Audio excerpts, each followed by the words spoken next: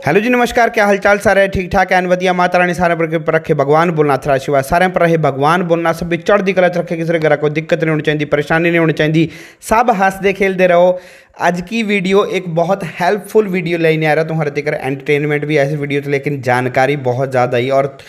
जितने भी बंदे हिमाचली पहली बार या हर बार आवे चंडीगढ़ और चलान कराने बैठी हैं, मैं तो जो अज कुछ एक चीज़ा दसा कि मैक्सीमम मैं इतने रहा भी ऑब्जर्व भी करा कि चंडीगढ़ च मैक्सीमम हिमाचलियों का चलान हो जा रहा हूँ। छोटी छोटी गलतियाँ ही कुछ ऑनलाइन भी, आजकल ऑनलाइन ट्रेंडिंग चल रहा कि चलान जे तो उसी टाइम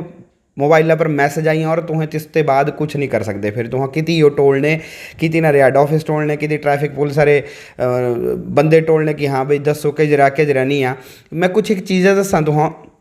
बाकी तो नो पार्किंग नॉर्मल चलान तो पता ही होना, बट कुछ ऐसे चलान हो चलते चलते पता भी लगता कि कल ही हो जाए। और मैं कई बार देखा भी चौका पर खड़े रहे बेचारे HP नंबर कटी, और मैं जो उस टाइम पर भी कह रहा लै कुछ चलान कराने बैठे घर ते आए रहे हो किसी और ही कम्मा जो, और इतने फिर चलान जो भुगतने पाओ। और इतने चंडीगढ़ रहे चलान छोटे मोटे भी नहीं आए, तुम पता हाईटैक सिटियाँ ही हो तो इतने चलान भी तेरे एड़ा नहीं है कि घर साई डोल 100 रुपया पकड़ाया 200 रुपया पकड़ाया कर चल भाई हुई क्या पर खा जो नहीं, तेड़ा नहीं है। अब जो है मतलब इत्थी ऑनलाइन चलान है चंडीगढ़ च, ईवन की स्पीडर के बारे में मैं तुझे दसा। और हर एक मतलब गल शुरू करने से पहले तुझे एक चीज़ बोल दूँ, चंडीगढ़ अगर एंटर करें तुहें पहली बार आ रहे हैं चंडीगढ़ च, हमेशा एक मैप, आजकल स्मार्टफोन सब मिले, मैप तुहें जरूर ऑन रखना। और अपनी लोकेशन जी जो भी किसी भी जगह तुहें डेस्टिनेशन पर जाना से लोकेशन जरूर पानी, और तिह लोकेशन के अकॉर्डिंग ही चलना। इतने आऊँ तुह जो मिंजो इतना टाइम हो गया चंडीगढ़ रहते जो, लेकिन हर बार बोलियाँ ना चौक एको जे चौक इस चौका ते निकलता कने अगला चौक मी तेड़ा आ जाए, ये गोलदारे जे औले ना ये गोल जे बनी रहे हुए एड़ा लगा के यार इतनी तो पिछली बारी आए रही थी, ये भी 2 किलोमीटर बाद भी यार इतनी पुजी गया इन्हें। मतलब इतनी भूल भुलई है चंडीगढ़ अच की नॉर्मल आह पहाड़ियां बंदे तो पता नहीं लगता से। जो मैं मैप पर ही गल की कहाँ ये तुम देख सकें इस टाइम पर मैप जे चल रहा, और थोड़ा नज़दीक तो मैं तुम्हें दसा स्पीड 60 किलोमीटर ही लिमिट ही 60 किलोमीटर प्रति घंटे की रफ्तार से आगे तुम्हें जा ही नहीं सकते थी। ऑनलाइन चलान हो जा एक बार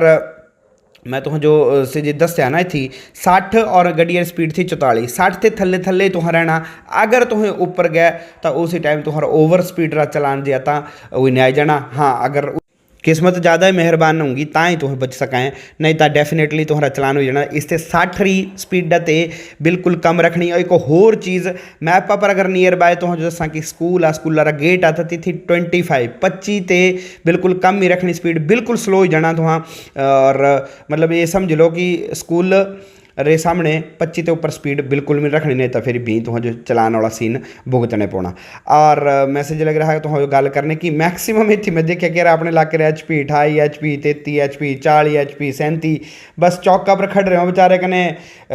उसी टाइम अगर जेता रहा मतलब फिजिकली अगर पुलिस वाले खड़े होते हैं तो तिन्हें लग रहे हो बेचारे अपना घट कराने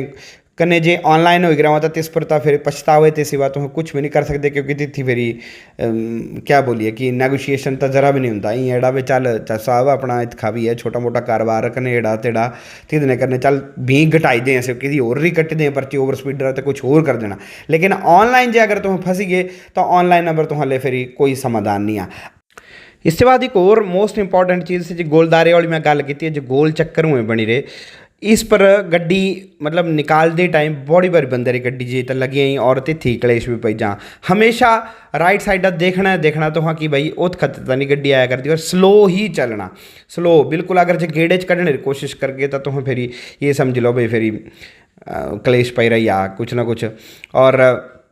तिसके बाद अगले चलानर ही अगर जो मैं तुम जो गल करा कि टायर मतलब ये जो जैबरा क्रॉसिंग हुई ना भाई साहब, इस जैबरा क्रॉसिंग पर असें देखा क्योंकि हिमाचल च सारिया चीज़ा होंगी नहीं। हिमाचल च सोचा भी यार ठीक आ कि अगर जो लाइटा तो बिल्कुल लाल बत्ती तो बिल्कुल कम ही, अभी ऐसी लाइटिंग सिस्टम वाला चल रहा नहीं है कि हाँ भी रेड लाइट होगी या ग्रीन लाइट होगी तिस करने यहाँ चलना। हमेशा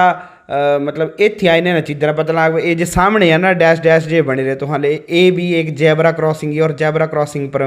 मतलब एड़ा भी जा कि यार असें थोड़ा जहा आगे कर दें टायरा जो, और तिसके बाद सामने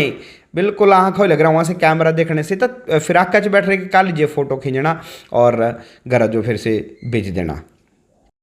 जी हाँ, सामने तुहें देख सकें गड्डी लग रही है। जैबरा क्रॉसिंग हमेशा तुहें जो खाली रखने पौनी, तिसते 2 कदम पीछे रहो। देख सकें तुहें बाइक वाला भी समझदार आ बंदा, इन्हें भी अगर टच भी हुई तो वो सामने कैमरा उत्थी लाइटा जे दिस ने तुहां रेड लाइट जी इत्थी कैमरा इत्थे ते सीधा फोटो खिंचे ने कने घरा जो ही आना फिरी, या तो उसी टाइम दियाँ जिवें बोलिया कि मोबाइल पर फटाफट बज जान टन करदा कने लाओ जी इतना फड़ंचा कटोइया, फिर कुछ नहीं है, फिर रोने के सिवाय कुछ नहीं कर सकते। अगला चलान आ एक महाशय साइड गड्डी देख सकें तुहें, इसे जिवें बोलिया है येलो लाइन ही है जे ये साइकिल ट्रैक आ, इत्थी तुहां गड्डी पार्क बिल्कुल भी नहीं करनी। अगर गड्डी पार्क करती थी तो ये तो बची रहा, अगर जे आई गए ना मामे थी तो इस रस्ता रे आ मतलब सीधे उठी उसी टाइम ही चलान हो जाना। और ये देख सकते हो पार्किंग मतलब रेड लाइट पर गड्डी खड़ रही तो उरले पासे जो ही ये स्कूटी वाला भी परे खा जो नहीं गया कहीं तो दियाँ जो अगर जे लाइट जे तो रेड ग्रीन होगी फिर तो इनू चीज़ कड्डी सकें, मतलब रनिंग गड्डी पार्किंग तो बिल्कुल भी इस एरिया करनी नहीं। और एंबूलेंस वाला रोड भी मतलब एंबूलेंस भी एमरजेंसी इनू चीज़ निकल आई, साइकिल ट्रैक आए कई खरीदते होने थे थिए जे चाचे ने भी खरीद रहे होनी, पर सही आ जे किस्मत हो ताली जे ताली तक खरीद सकें, लेकिन ताली चल रहा हो माड़ा टाइम ना ताली फिर देने पौना टैक्स तुहां जो जिस पर तुम्हें कुछ नहीं कर सकते। ये बीच बीच वहाँ दियाँ जो साइडा तुम देख सकें तो ये रोड बनी रहा टाइलिंग हुई रही इनू चाहिए साइकिल जानी, लेकिन अगर तीन जे टाइलिंग आगे नहीं मतलब पॉसिबल नहीं आ तो फिर रोडा जो येलो लाइन ते उतारी रही हुई थोड़ी जी थले जो और थोड़ा ट्रैक दिते रहा वहाँ तीन जे आगे निकलने जो फिर ही ये आ भाई तीनों चीज़ कढ़नी हुई ना साइकिल या सी जो मैं बोला कि एंबूलेंस वाले जो भी इत्थे ते निकल सका। और मैं एक और चीज़ की गल लग रहा करने की ओवर स्पीड वाला से जो हुआ तो आऊँ दसा तो जो कैमरे जो है ना तो ऊपर हुए और इत्थे ते स्कैन करने तुम्हारा गड्डी का नंबर भी और स्पीड भी कितनी ही थी। जो मैं दसिया कि चंडीगढ़ पुलिस का कोलैब है गूगल के साथ, गूगल पर ताएं दस 60 अगर तो हाईवे पर चल रहे होंगे अपने घर का देखो लगाए नहीं तो तिथि नहीं आना से 60 वाला इंडिकेशन की 60 के थले रहना रेड हो जाना। लेकिन चंडीगढ़ में ताले तो एंटर करके ताले गूगल वाला 60 लिख रहा हुआ कि इसके थले थले रहना। और से जो मैं कैमरे दसे तो जो ऊपर ना ये तो हर टाइम अपने कार्रवाई च लग रहे हो, इतने तो बंदे की भी जरूरत नहीं क्योंकि जे